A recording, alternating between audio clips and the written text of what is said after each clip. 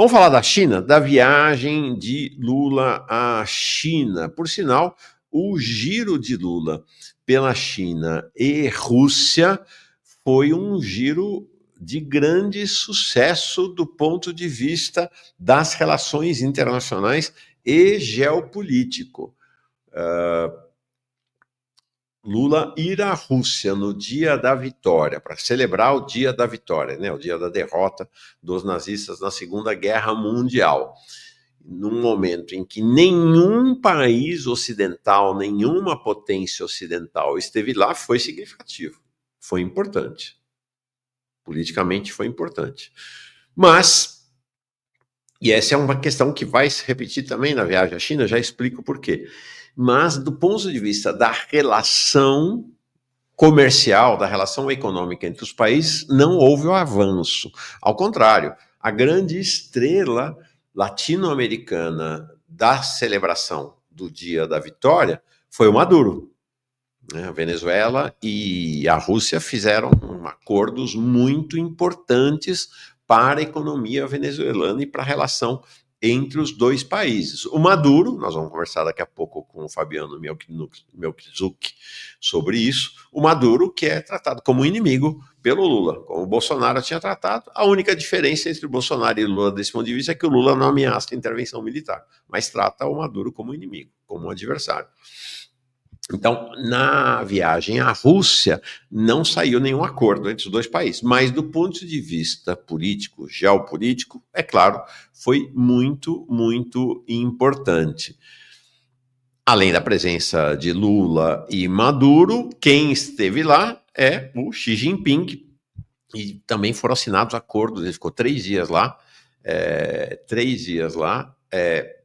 e também foi reafirmada a aliança estratégica, mais do que tática estratégica, entre China e Rússia, e assinaram-se uma série de acordos muito relevantes entre os dois países.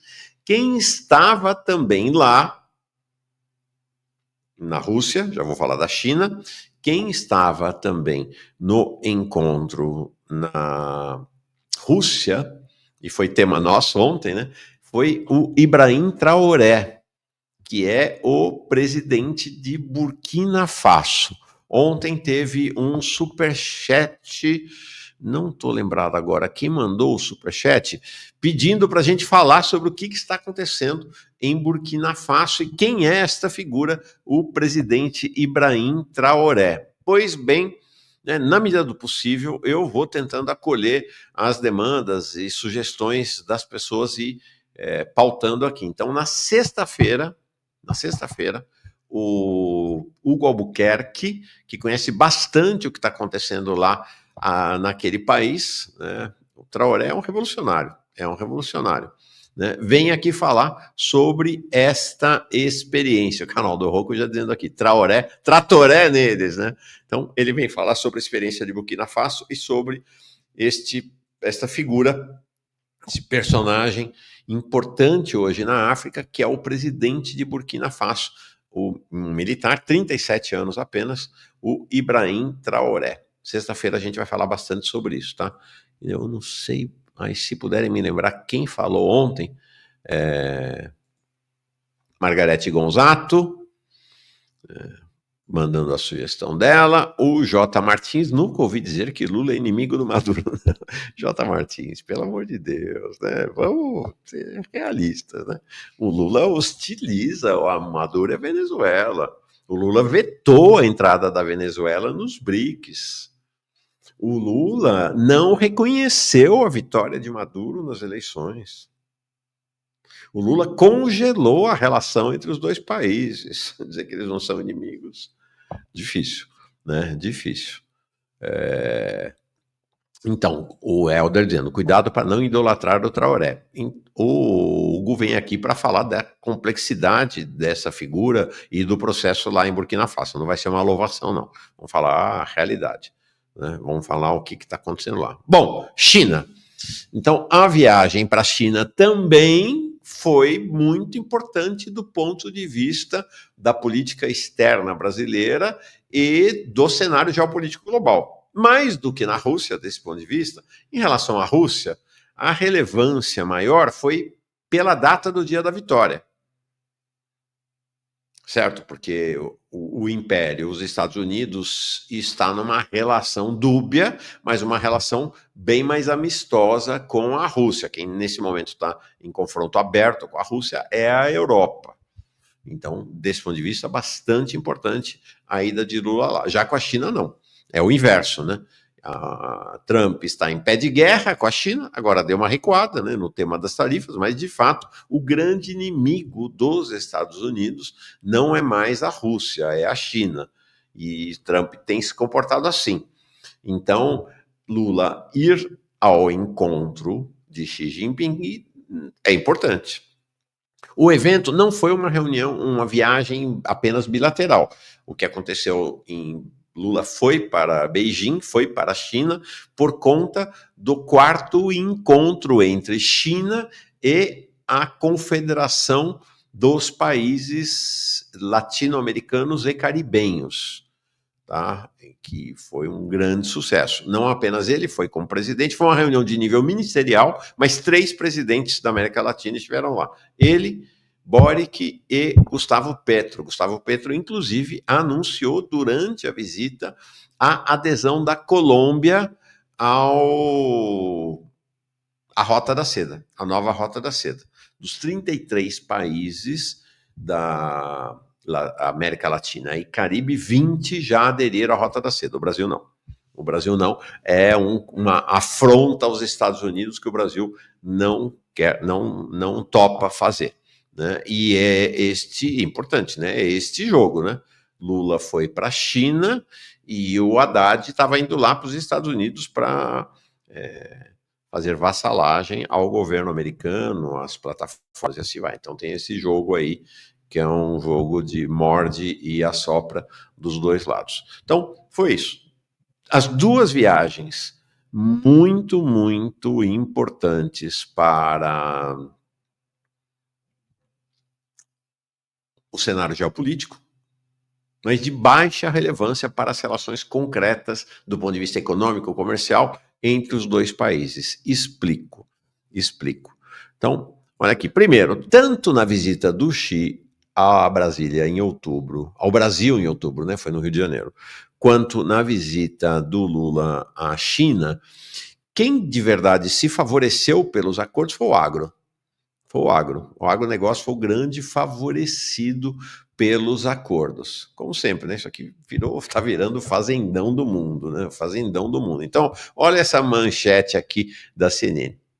Brasil abre 5 novos mercados na China com potencial bilionário. Aí, se você vai ler quais são os mercados, vamos lá. Com aval das autoridades chinesas, o Brasil poderá vender carne de pato, carne de peru, miúdos de frango, grãos derivados da indústria do etanol de milho e farelo de amendoim para a China. Gente, dá vergonha até, né? Dá vergonha. Dá vergonha essa... É isso, né? O grande sucesso da viagem, do ponto de vista das relações comerciais entre os países, é a farra do agro, né? É o fazendão, é isso aí. É o fazendão. Isso é lamentável, né? Terrível que o Brasil esteja se colocando mais e mais neste lugar, né, pelo governo Lula. Pelo governo Lula. João Vitor, e a indústria não iam rasgar o Brasil com ferrovias? Pois é, a Simone Tebet anunciou aqui na semana passada que ia sair o acordo para ferrovias, sobretudo para a ferrovia bioceânica. Que ferrovia é essa? É uma ferrovia, então, que vai ligar Atlântico e Pacífico. Então, seria do Brasil até o Peru. E isso aí seria, então, uma rota porque para a China chegar pela costa peruana, via Pacífico, é muito mais perto do que chegar na costa brasileira no Atlântico. Então, a ferrovia teria este papel. A Simone Tebet deu como certa a vinda o acordo para a ferrovia, não saiu. Não saiu. Os assessores do Ministério do Planejamento e do Itamaraty estão dizendo que isso vai ficar para julho, né, vem sendo constantemente adiado na reunião dos BRICS que vai acontecer aqui no Brasil. Tá? Então, não teve acordo para as ferrovias ainda. E aí, vamos olhar com realismo para os acordos, tá? Vamos olhar com realismo para esses acordos. Primeiro, olha lá embaixo nessa tabela, foi por isso que eu atrasei um pouco o programa hoje, tá? Olha primeiro lá embaixo nesta tabela que eu mostrei, porque virou uma febre na mídia, até na mídia liberal, interessante isso, e na mídia progressista, essa história dos tais 27 bilhões de reais, não de dólares, tá? De investimento de empresas chinesas, aí estamos falando de empresas, não estamos falando de governo, tá? Tá aí. No Brasil. Primeiro, e é o que nós temos, né, disse aqui ontem, digo aqui hoje, tenho conversado com o Jones, é que isso não tem tanta relevância assim. Para um país do tamanho do Brasil, 27 bilhões de reais, que vai dar mais ou menos 5 bilhões de dólares, não é tão expressivo assim. E mais importante, são 27 bilhões de reais dividido no tempo. São investimentos que vão sendo feitos num prazo estimado de 5 bilhões, de 5 anos, ou seja, mais ou menos 5 bilhões de reais por ano, 1 bilhão de dólares. Só para efeito de comparação, veja, a Petrobras distribuiu nos últimos 4 trimestres, que é o segundo trimestre de 2024, o terceiro, o quarto trimestre de 2024 e o primeiro trimestre de 2025, ou seja, um ciclo de 12 meses, 74 bilhões. Isso não é o lucro da Petrobras, não, viu, gente? Isso é o que a Petrobras distribuiu, entregou para os acionistas. Então, né, e alguém falando aqui, o Banco Safra, o Plano Safra é 400 bilhões. Então, é preciso dizer, é importante, claro, todo investimento é importante, mas, né, aí vale a pena questionar também o perfil do investimento, né? Um dos maiores investimentos, quase 6 bilhões anunciados também ao longo de 5 anos, é da iFood chinesa. Tá? Então, o que nos interessa ter outra iFood aqui no Brasil? Aí já vem os progressistas liberais dizer, não, mas isso é ótimo, porque vai ter competição entre as duas empresas, e aí com isso nós vamos ter possibilidade dos trabalhadores serem favorecidos. Gente, os progressistas viraram liberais mesmo, né? Estão acreditando no capitalismo concorrencial. Né, de que a competição entre as empresas é um oligopólio, eles vão fazer acordo.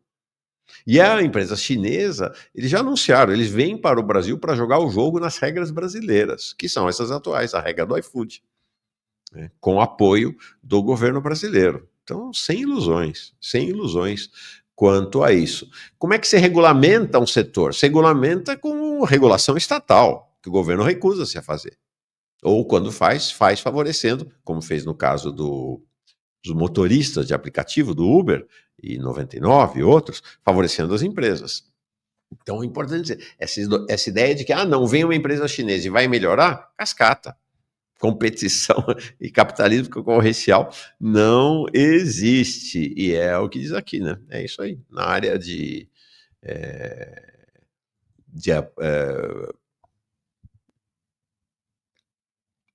motoristas de aplicativos, Uber, 99, tem mais outras empresas, o que melhorou? Não melhorou nada. Então, vamos ver agora o que são esses acordos. Então, aqui embaixo é o investimento privado, que é importante, mas não é isso tudo. Não é de fato isso tudo. Em cima, eu fiz a lista do que foi assinado. Tá? Entendendo o seguinte: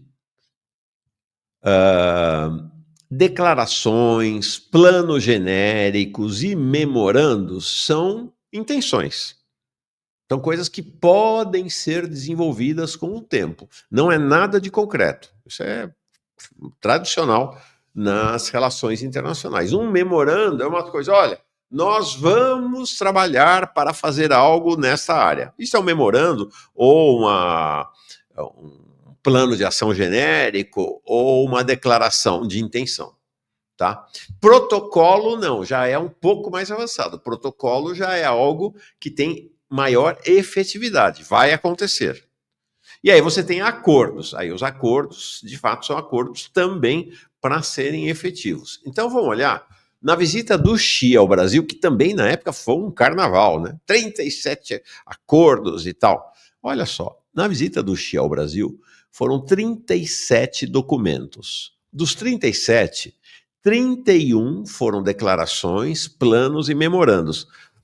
O que seria esperado nessa visita agora? Que aquelas 31 declarações, planos e memorandos tivessem se transformado em protocolo. Tá certo? Na visita do Lula agora para a China. Não, não se transformaram. Continua no mesmo lugar. Dessas 31, então, das 31 declarações, planos e memorandos, 24 memorandos de entendimento, que é fumaça. Apenas 4 protocolos, todos do agro, e 2 acordos, um da EBC e outro da ABNT, Associação Brasileira de Normas Técnicas, com as suas correspondentes lá na China. Tá? Isso foi a visita do Xi ao Brasil em novembro.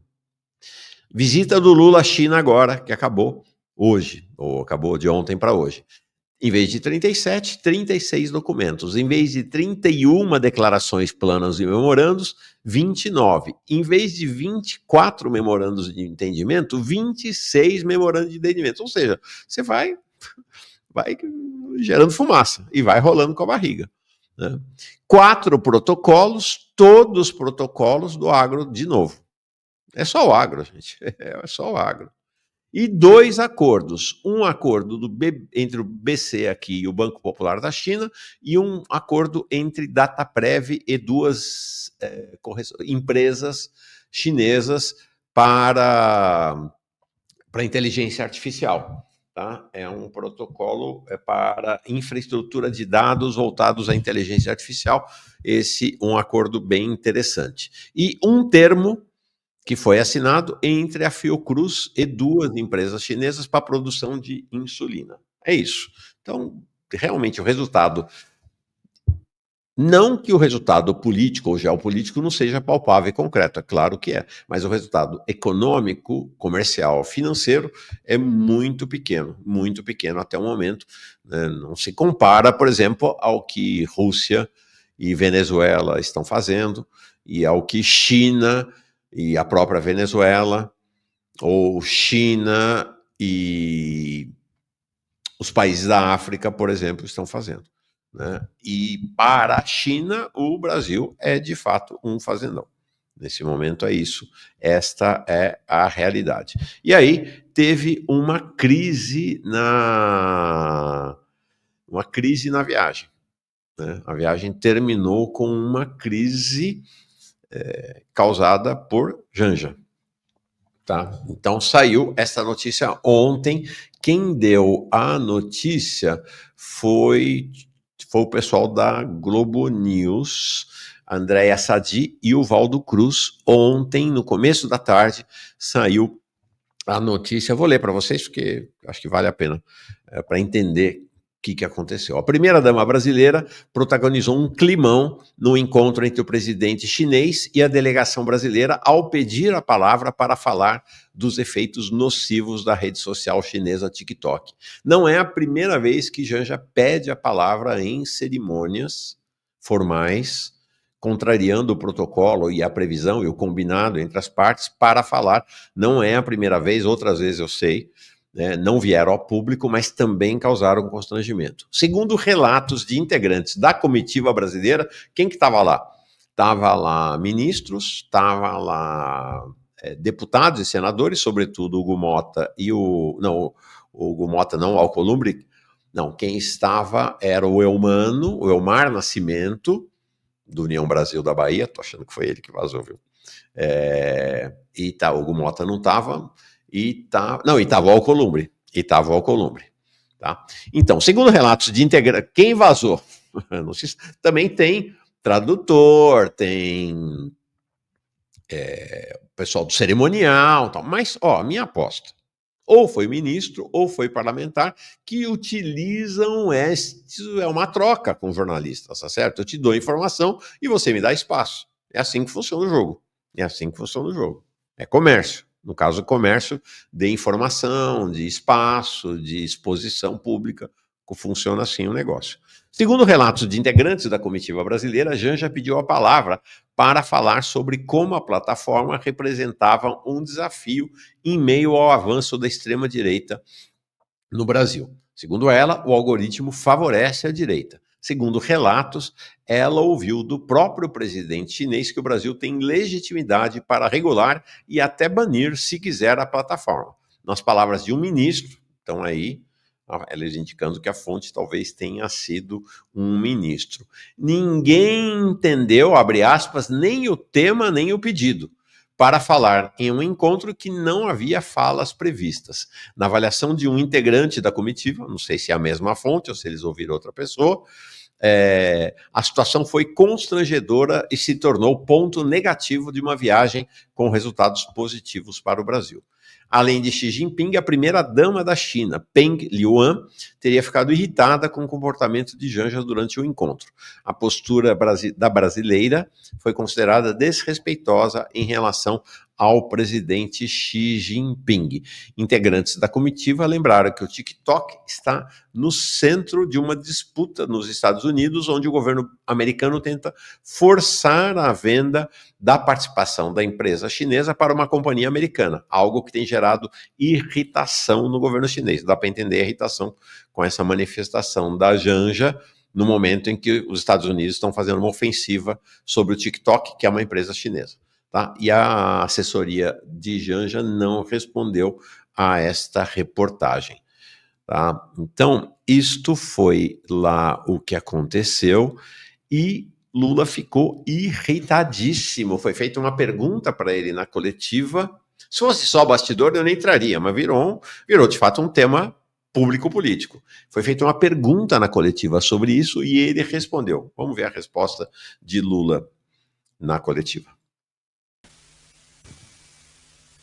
Gostaria de pedir para o senhor comentar a reunião com o presidente Xi Jinping, mais especificamente a pergunta da primeira-dama sobre o TikTok. E a resposta do presidente Xi Jinping dizendo que o senhor poderia banir ou restringir o TikTok no Brasil, se o senhor faria alguma coisa nesse sentido. Obrigado. Você sabe, primeira coisa que eu acho estranho é que como é que essa pergunta chegou à imprensa? Porque estava só meus ministros lá, o Alcolumbre e o Omar. Então alguém... O pessoal até ri, né? O Lula ficou irritadíssimo com isso. Como é que isso chegou à imprensa? Só estavam os meus ministros e mais o Alcolumbre e o Elmar Nascimento. Então, ele ficou irritadíssimo, porque é evidente. Foi alguém que estava lá que vazou. Vamos lá. Alguém teve a pachorra de ligar para alguém e contar uma conversa que teve num jantar em que era uma coisa muito, mas muito confidencial e uma coisa muito pessoal. E depois, eu que fiz a pergunta, não foi a Janja. Eu que fiz a pergunta. Eu até fico perguntando, que eu vi na matéria que um ministro estava incomodado, ficou incomodado. Se o ministro tivesse incomodado, deveria ter me procurado e pedido para sair. Eu autorizaria ele sair da sala. Veja, eu fiz uma pergunta para ele, eu não fiz uma pergunta, eu perguntei ao companheiro Xi Jinping se era possível ele enviar para o Brasil uma pessoa da confiança dele para a gente discutir a questão digital e, sobretudo, o TikTok. E aí a Janja pediu a palavra para explicar o que está acontecendo no Brasil, sobretudo contra as mulheres e contra as crianças. Foi só isso. E ele disse uma coisa que era o Brasil tem o direito de fazer a regulamentação. Ainda bem que estava o Elmar, estava o Elmar em nome da Câmara e o Davi, sabe, que sabe que nós temos que regulamentar. Sabe que nós temos que regulamentar. Não é possível a gente continuar, sabe, com as redes digitais cometendo os absurdos que comete e a gente não tem a capacidade de fazer uma regulamentação. Então, para mim, foi uma coisa simplesmente normal e ele vai mandar uma pessoa. Isso que importa. Ele vai mandar uma pessoa especialmente para conversar conosco sobre o que a gente pode fazer, sabe, nesse mundo digital. É isso que aconteceu. Nada mais do que isso. Sabe? Eu não sei por que alguém achou que isso era novidade e foi falar para a imprensa. Não sei, sinceramente eu não sei. Mas de qualquer forma, já saiu. Então é isso. A pergunta foi minha. Eu não me senti nem um pouco incomodado. O fato da minha mulher pedir a palavra é porque a minha mulher não é cidadã de segunda classe. Ela entende mais de rede digital do que eu e ela resolveu falar. Sabe? Então é isso. Passar para a próxima pergunta, Chilian. Aí, né, vocês viram ali as duas primeiras filas, os ministros e parlamentares batendo palma para o Lula naquela hora. O Zé Santos disse que o TikTok não existe na China. Sim, não existe, é outra expressão na China. Eu não sei qual é o nome da rede lá, mas é uma empresa chinesa. Né? Mas a empresa é chinesa, opera em diversos países do mundo. Olha, acho que cada um faz aí a sua interpretação, né? Cada um faz a sua interpretação. Aqui o Gabriel, eu não marquei, onde está você, Gabriel? Achando que o Lula deu uma invertida, de que a Globo News falou mentira. Olha, desculpa, Gabriel. Não é assim, né? O Lula tentou dar uma consertada na situação. Né? Ele tentou dar uma consertada na situação ali. Essa história de que foi ele que fez a pergunta e tal, sei não. De qualquer maneira, mesmo que tenha sido ele que tenha iniciado a conversa, a Janja entrou no assunto de maneira evidentemente não protocolar. Né? Não protocolar. Né? O Leandro Fortes aqui está dizendo, Lula salvou Janja. A Lula salvou Janja. Gente, é evidente o constrangimento, e mais, né? O Lula está irritadíssimo, porque ele sabe que alguém que estava lá, que estava inclusive ali sentado, que provavelmente aplaudiu ali no final da fala dele, foi quem vazou. E talvez alguém, inclusive, vazou. Né? E vou dizer, não tem motivo para alguém vazar, porque não estava a oposição ali, né? Não estava a oposição ali. A oposição não estava lá naquele encontro, né? Estava ministro e estava parlamentares do campo governista. Então, por que eles teriam interesse em inventar uma coisa dessa? Foi a Globo News que inventou? Não, gente, pelo amor de Deus. Aqui o Gabriel dizendo. Mauro, não reproduz a Globo News. Isso não corresponde aos fatos. Lula esclareceu e deu uma invertida no jornalista sobre isso. Olha, nós assistimos aqui a fala dele, temos leituras bem diferentes, Gabriel. Né? Me parece que Lula não deu invertida nenhuma. Ele tentou consertar a situação e dar uma salvada na Janja, né? Como disse aqui o Leandro Fortes, né? A Larissa dizendo, não vi invertida, eu também não vi invertida nenhuma, como diz o nosso galo preto, a hashtag Lula salva a Janja. E não é a primeira vez que isso acontece. Como eu disse, a Janja já tomou a palavra em alguns eventos formais, fora do protocolo, e causando constrangimentos. O último evento público em que isso aconteceu, todos se lembram, foi lá durante um discurso que ela fez. Aí o discurso, a palavra era dela, efetivamente, durante a reunião do G20 Social no Rio de Janeiro, em novembro, né? Em novembro passado, no qual ela deu aquela fuck you Elon Musk, num momento em que já sabia que Elon Musk, inclusive, iria para o governo Trump. Então, também causou... Aí o Elon Musk respondeu, enfim. Não é a primeira vez que Janja causa questões, né? Causa problemas diplomáticos para o governo. É isso aí. Então, isso foi Janja lá.